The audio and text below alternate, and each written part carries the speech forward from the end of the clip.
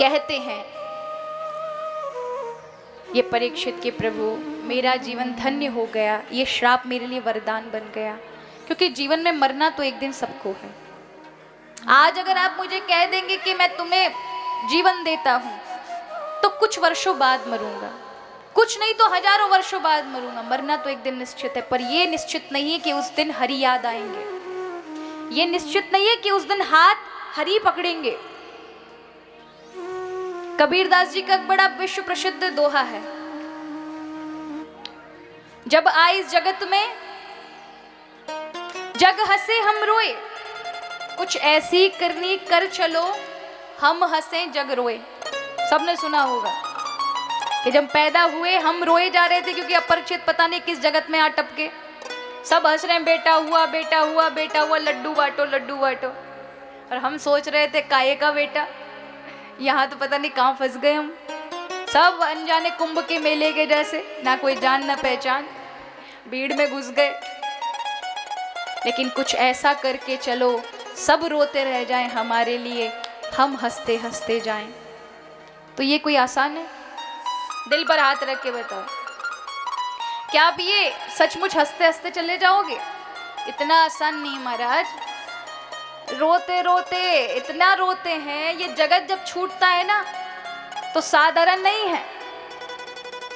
ये जगत जब छूटता है, किसी को पता चल जाए कल उसकी मृत्यु है, उसके मन से पूछें क्या व्यथा हो रही होगी, ये मिल जाए ये मिल जाए, ये बेटा आ जाए, ये मेरा मित्र सामने उपस्थित हो जाए, रोएंगे।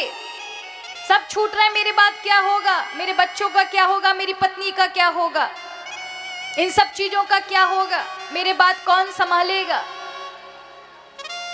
रोते हैं, बहुत रोते हैं।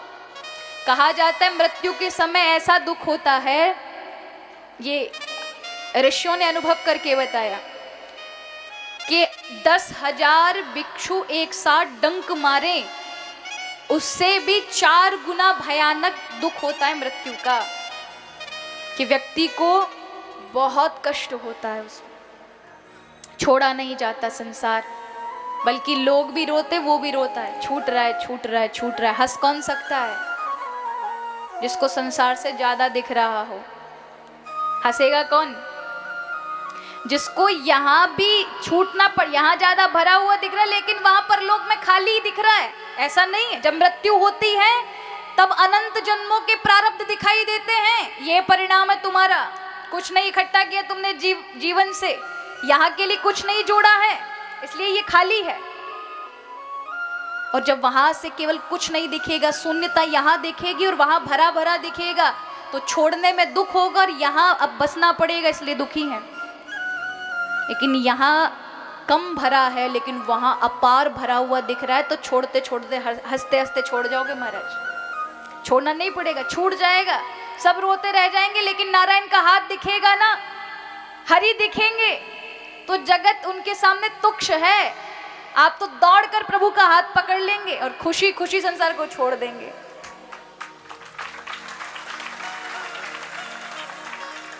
ऐसे समझें, एक राजा था, जैसे अपना चांदपुरा है, ये तो छोटा सा गांव है, नगर जैसा समझ लीजिए, लेकिन एक बहुत बड़ा राज्य था। वहां के लोग थोड़े कूटनीति वाले थे। कूटनीति जानते हो, राजनीति करने वाले।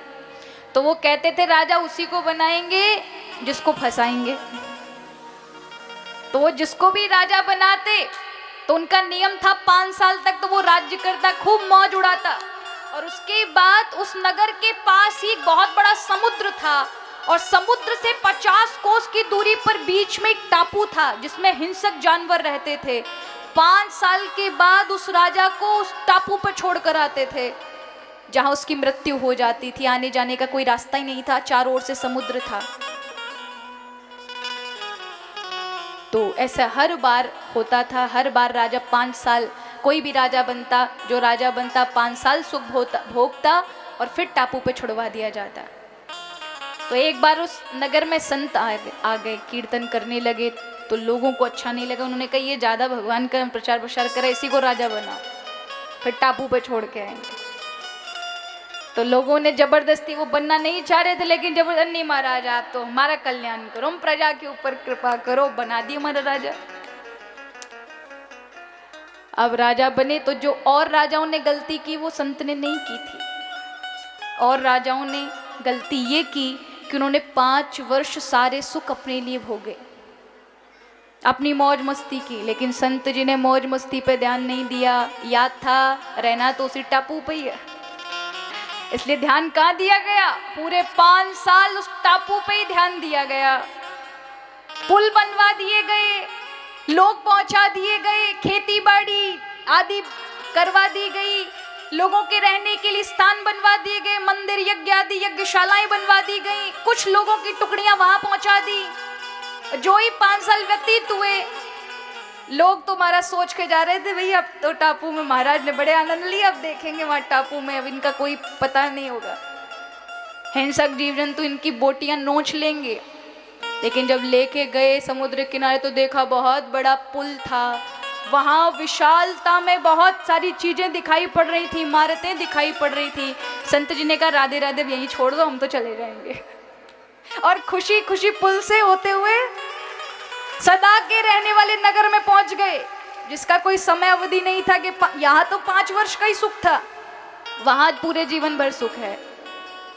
तो अब इससे समझें, जो ये जीवन है ना 5 वर्ष के जैसे ही समझिए, एक समय अवधि है 100 वर्ष, 80 वर्ष, 60 वर्ष।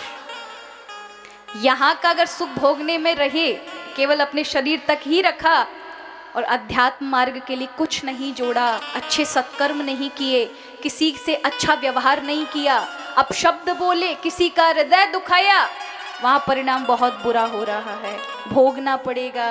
लेकिन वहाँ बहुत अच्छा कर लिया होगा, अपने लोगों के साथ अच्छा व्यवहार करके, अच्छे सत्कर्म करके, प्रभु का नाम लेकर, प्रभु से प्रेम करके, तो संसार छोड़ते देर नहीं लगेगी, क्योंकि वहाँ खाली नहीं है, वहाँ बहुत कुछ है जो आपने इस संसार से जोड़ लिया है। तो बहुत आवश्यक है